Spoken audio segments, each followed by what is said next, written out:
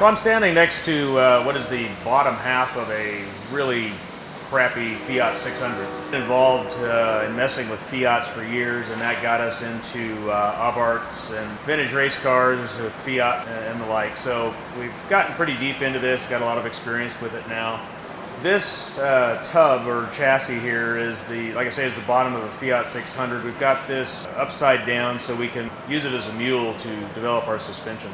This chassis, or this tub, this is very similar to like a Volkswagen Bug pan. It's a similar kind of concept and build. This pan is used in the manufacture of a lot of the Abarths of the era, the late 50s, the Record Monza, the Double Bubble, and several coach builders put their alloy bodies on this pan. So this was the basis of an era of small Italian coach-built cars. Because of that, the design of this pan was meant as utilitarian and just a people mover car. These were never put together to be performance cars. They were put together to be inexpensive. Kind of like the Mini, the net result was it was kind of a fun car to drive, and because they were small and nimble, they had some handling characteristics that were fun, and that evolved into racing, and it evolved into Abarth using the pan and building little race cars out of these things. But the mechanics of it were not ideal by any means. The front suspension and the rear suspension, the steering, all of it was pretty dated technology, and it was done really inexpensively. So you could very quickly hit the limit on what this suspension system could tolerate. If you put more power to it, you quickly overwhelm the brakes and quickly overwhelm the suspension. I've raced one of these. It was a lot of work to get that suspension and systems to function and not be just downright scary with the amount of power I was able to create with the motor. It's been a problem, or it's been a thing for many, many years. Right from the early 60s, Abarth did it. They made upgraded suspensions and tried to deal with some of the compromises that this tub produces. They had some really good ideas, and I used some of those ideas on my race car, and it does improve things. It does not solve things. It improves them. It makes them so it won't kill you. Short of that, they can be scary when pushed. We have embarked on several projects using this pan. One is a real Abarth double bubble, which is this pan built by Abarth, bodied by Zagato, and that customer has us prepping this car for use in La Carrera Pan America. As a vintage entry. We were forced at that point to have to upgrade it because there's just no way that car could survive that environment. Not enough power, not enough brake, not enough suspension, not enough anything. So we were already in the position where we had to do upgrades to that. The other project we're doing, we call the Piccola Bestia, which is just Italian for the little beast. That's a full 100% design by us. It's a modern interpretation of this concept that Abarth did. We are starting with the Fiat 600 pan, but that's kind of about it. We're going to say with the same wheelbase. We're designing our own suspension. We're designing our own body, very much done the same way that Zagato and other coach builders did in the era. So we have that project going as well, which also, because of the horsepower we're putting in it and the capability we're putting in it, demands suspension and upgrades. We're not happy with what's out there for the compromised upgrades. It never really solved any of the issues. It never solved the incorrect geometry of either the front or the rear. So we decided to take it on and do it right. So the first thing we did is we brought in an engineer, a suspension engineer. We actually laid out the suspension for correct geometry.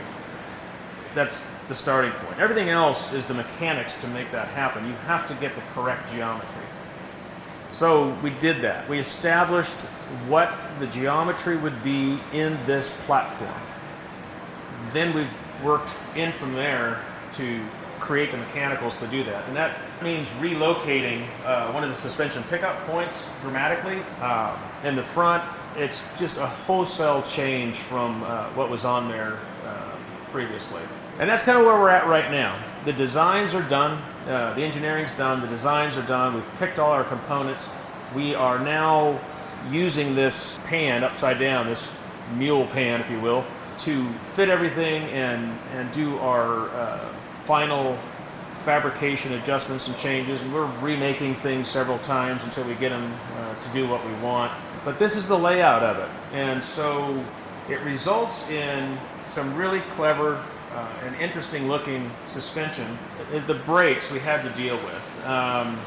These were originally drum brake cars, and there's just absolutely no way, they're quickly overwhelmed. It's just, these were low horsepower cars when they were new, and as soon as you put any kind of horsepower to it, the brakes are overwhelmed, and we had to make a rather large step of capability.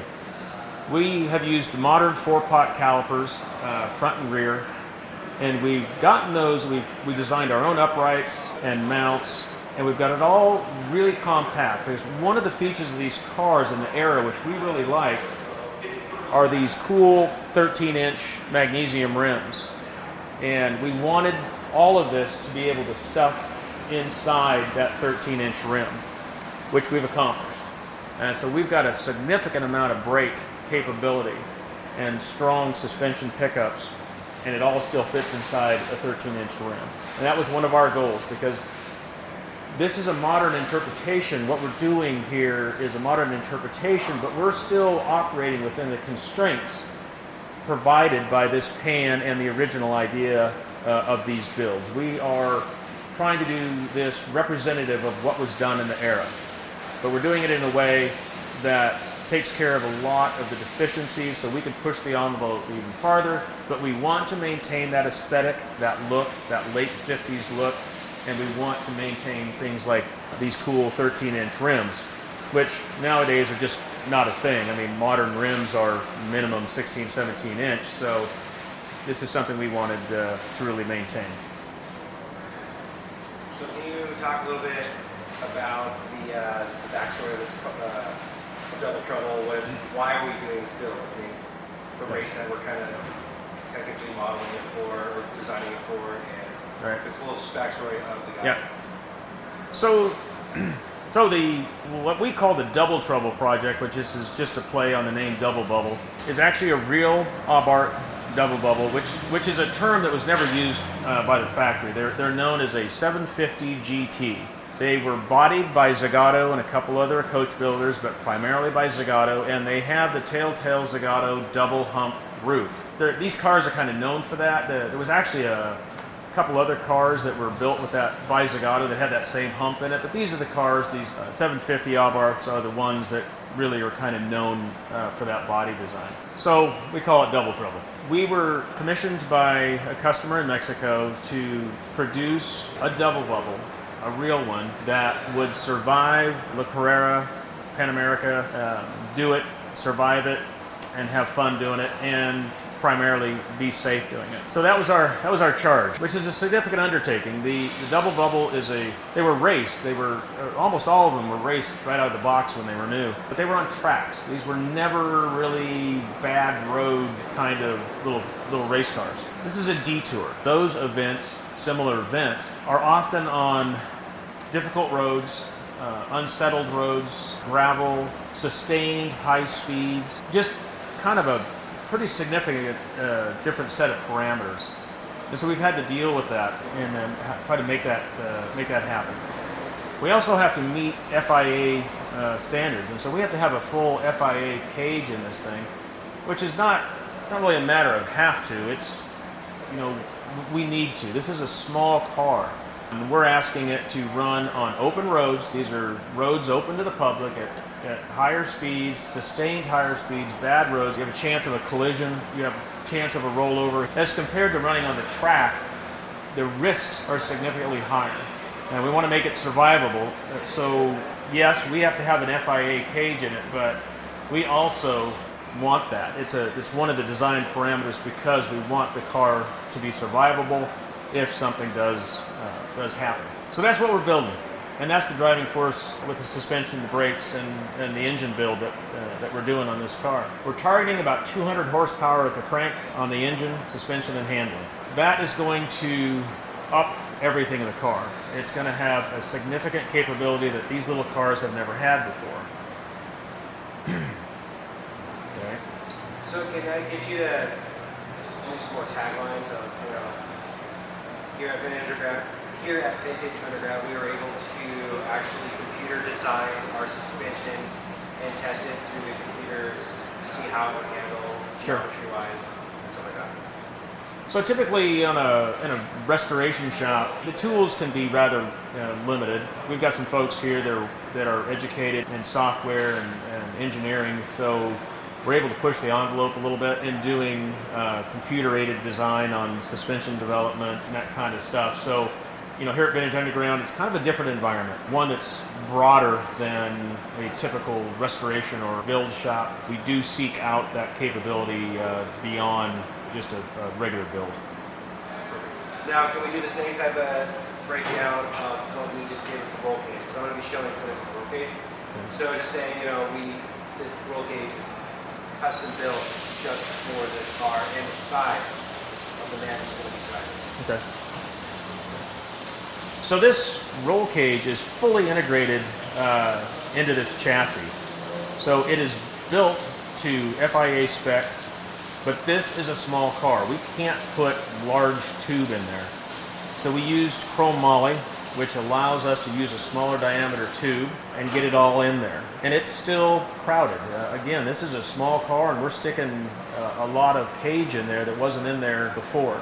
The owner of the car and the gentleman that's going to be running it is smaller, but nonetheless, we still had to lower the floor down into the tub to get clearance for his helmet to the cage. We have to have a minimum clearance of helmet to cage, so we had to lower him down into the car even further to get him clear. So we've got this cage, and it is front to rear, and we have taken advantage of that. We have used it and integrated it into the car beyond just being a safety cage. We have tied it into the back, so it is actually carrying and supporting the engine and transaxle at the rear, and we've run it all the way forward, so it's carrying our structure up front via the pedal assemblies, the fuel cell, and everything else. So we've taken full advantage of having this structure in the car and worked it to our advantage, so it's just not dead weight. We actually get some significant stability advantage. It also obviously makes the car very stiff. These were hand-built cars, and they were reasonably stiff. They were never really known for shake or scuttle movement. But now, especially in this environment where this car is going to be doing something so harsh, it's now incredibly stiff, which will minimize issues of breakage or movement in the body that would cause a problem. Okay. Can I just get you to say, if you want to see more of this build in the future, please subscribe and check out our future videos. So this build is moving fast. The goal is to make it to Monterey this year in August. So things are happening fast. If you want to see what's happening in this build, please subscribe.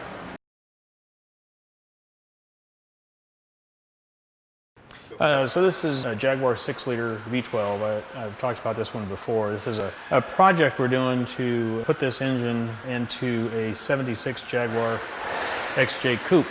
The coupe they made for just a couple years, and it did come with a 12-cylinder, either a 6 or a 12. There were very few of them made with the 12, but it was the 5.3-liter flathead 12. None of them had this. So this engine is actually harvested out of a 94 XJ sedan. So this is the last iteration of this V12, a 6-liter, slightly different configuration, pretty much the same motor. I've built this motor to go in there.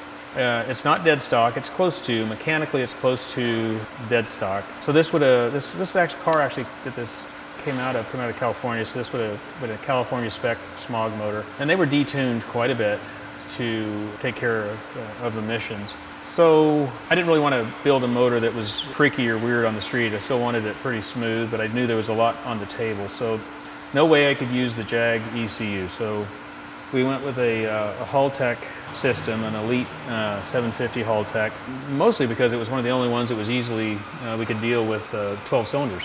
Most of those systems go up to 8 cylinders, and that's kind of it, and it gets weird after that. But the Haltech had a good solution for that. So we've got complete control. We eliminated the distributor. The distributor didn't do anything but actually just distribute the spark. There were no controls. It was all a Jaguar ECU, but that's all gone. We eliminated it. We've triggered it. It's all digital pickup, so we don't have anything like that. We've got coils, individual coils for each plug. This is just temporary up here. I'm going to hide these down in between eventually. Bigger injectors, triggered. So we have a lot better control. Some changes on the throttle bodies, some sensor changes and whatnot. So we got a lot better control of this thing, and we should be able to throw more fuel at it and get quite a bit out of it. In stock form, pollution control, CATs and everything, these things are about like 301 on horsepower. I don't know, we'll see what we get. We've got it mounted on the engine run stand here. The motor's just completed, and we've got, I think, 3 heat cycles on it so far, just to warm it up so we can cool it down so we can retorque the head. Once we get all, we had a little water leak, had a little oil leak, we got all that fixed, and that's one of the main reasons we do these things, engines on these run stands, is to keep them from having problems once you get them in the car.